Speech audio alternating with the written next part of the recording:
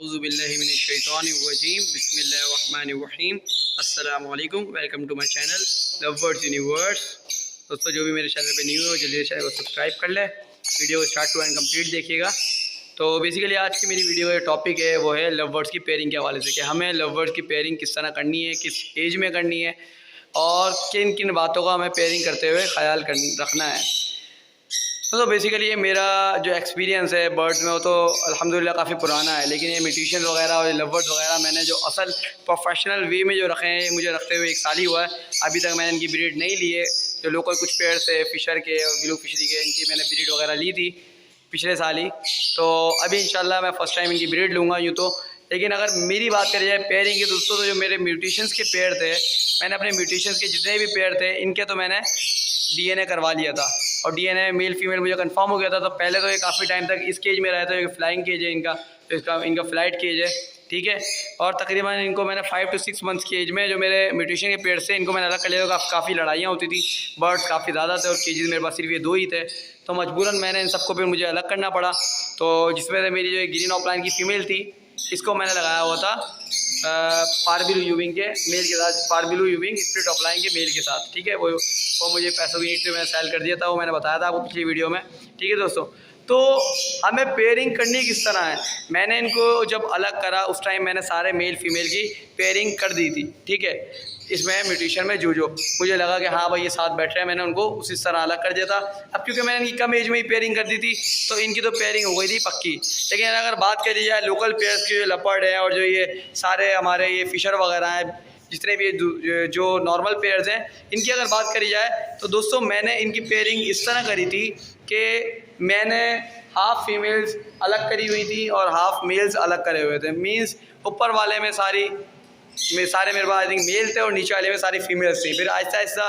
Time to time जब ये इनकी एज 10 मंथ और 11 मंथ पे पहुंची तो मुझे अंदाज़ा होता गया कि भाई कौन इसमें फ़ीमेल है, कौन से मेल है इसमें। तो मैंने अपने अंदाज़े से, और अल्हम्दुलिल्लाह अंदाज़ा मुझे यकीन है पूरा के 110% सही ही होगा, उस अंदाजे के हिसाब से मैंने इसमें मेल फीमेल अलग कर दिया। मैंने क्या करा, पहले मैंने इसमें लाइन टू लाइन से सारे मेल्स अलग कर दिए थे, ठीक है दोस्तों। जब मैंने मेल्स अलग कर दिए थे, होता क्या है कि जब हम मेल्स को पहले से केजेस में डाल देते हैं तो वो एक अपना रिदम बना लेते हैं अपनी उस जगह पर, और जो केज होता है वहाँ वो इतने मतलब पक्के हो जाते हैं कि फिर अगर कोई फीमेल भी आती है तो वो इजीली उसके साथ पेयरिंग कर लेते हैं। तो मैंने अपने पहले सारे मेल्स अलग करे थे इसमें, जो मुझे मेल लगते गए थे, और उसके बाद मैंने एक एक करके फीमेल्स इसमें मैं डालता गया था। ये मैं कुछ पेयर्स की बता रहा हूँ, लेकिन कुछ पेयर्स में ऐसा नहीं हुआ था, कुछ पेयर्स में ऐसा भी था कि मैंने मेल और फीमेल्स को साथ छोड़ दिया था। जो पेयर बनते जा रहे थे रात में देखता था साथ बैठे हैं, और वाकई वो मेल फीमेल चेक करके मैंने इस तरह दोनों तीनों पेयर्स अलग कर लिए। ये कुछ तरीके हैं पेयरिंग करने के, कि एक तो ये तरीका है कि हम पहले मेल को डाल लें केज में, उसके बाद फीमेल को डाल लें, ठीक है। ये तरीका भी अच्छा है कि इससे भी पेयरिंग हो जाती है जल्दी, कि मेल को कुछ टाइम 10-15 दिन पहले ही आप केज में, पहले ही जहाँ आपको ब्रीड लेनी है वहाँ आप अपने मेल को छोड़ दें। उसके बाद आप 15 से 20 दिन बाद या 1 हफ्ते बाद या 10 दिन बाद आप अपनी फीमेल को उस केज में डाल लें, जब तक मेल उसमें सेट हो जाएगा, और वो ईजिली जब भी फीमेल उसमें आएगी केज में तो वो ईजिली उसके साथ पेयर अप कर लेगा। दूसरा तरीका दोस्तों ये भी होता है कि आपने एक साइड पे इधर अगर ये वाला पोर्शन है सामने वाला, आपने इसमें अगर मेल डाला है तो उसी कुछ दिन बाद या 1-2 दिन बाद या भले उसके साथ ही बराबर में ही फीमेल डालना है। शर्त यह है कि और आगे पीछे उनके कोई ऐसा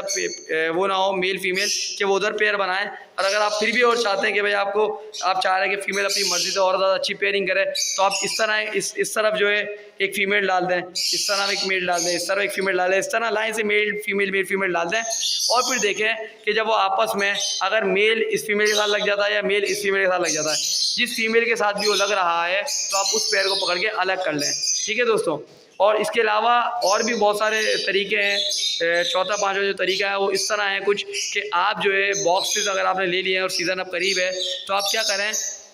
आप लगा दें, मिसाल है आपके भाई 10 पेयर हैं, 10 पेयर में से आप अपने 2 से 3 पेयर जो आपको लगता है हाँ ये मेल फीमेल हैं, वो अपने अंदाजे से उसको पहले अलग कर लें, एक अलग केज में कर लें। फॉर एग्जांपल ये ऊपर वाला केज है, इसमें मैंने अपने 2-3 पेयर्स कर लिए अलग। अब मैं चाह रहा हूँ अपनी मर्जी की खुद से पेयरिंग करें, तो मैं यहाँ क्या करूँगा, मैंने 3 पेयर अलग करे, अब मैं यहाँ 3 ही बॉक्स लगा दूँगा। उससे क्या होगा दोस्तों कि जब मैं 3 बॉक्स यहाँ लगा दूँगा तो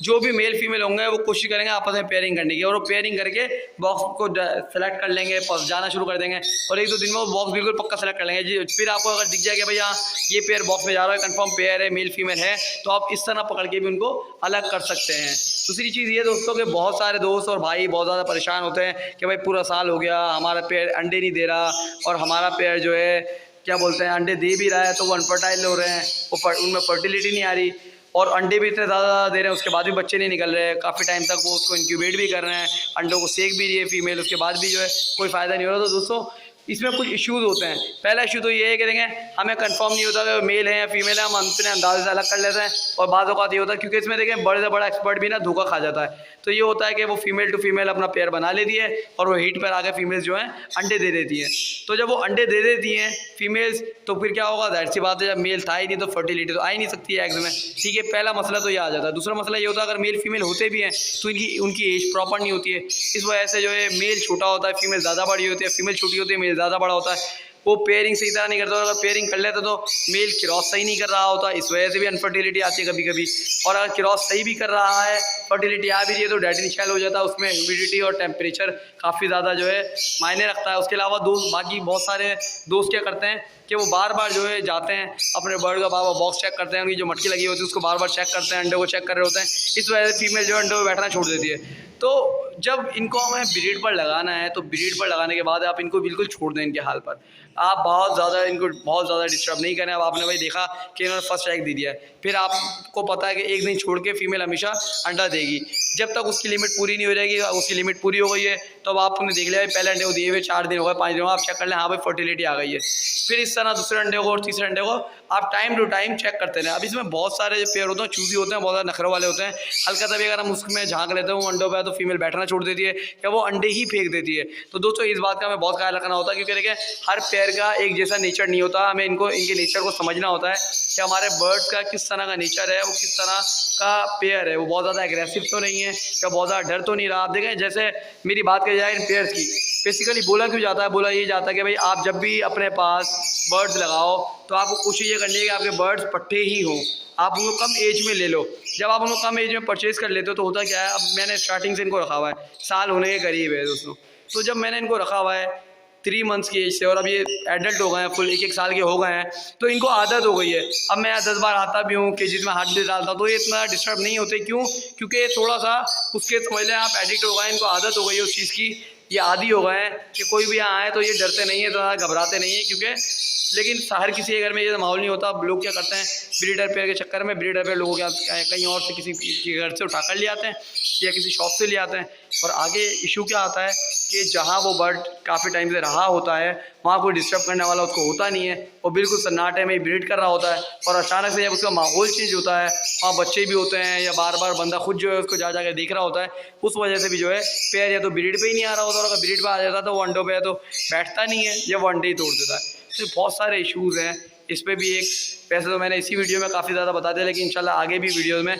इसके ऊपर भी कोई ना कोई एक जब ब्रीड पर मेरे बर्ड्स आ जाएंगे ये टॉपिक भी मैं इस हवाले से बताऊंगा कि भाई हमें किस तरह उनकी टेक केयर करनी है बर्ड्स की, कि हम उनके अंडे को चेक भी कर लें उनकी फर्टिलिटी को, और हमारे बर्ड डिस्टर्ब भी ना हो। वैसे मेरे बर्ड्स तो मुश्किल ही ऐसा हो कि डिस्टर्ब होंगे, क्योंकि इनको जो है इस चीज़ की आदत है,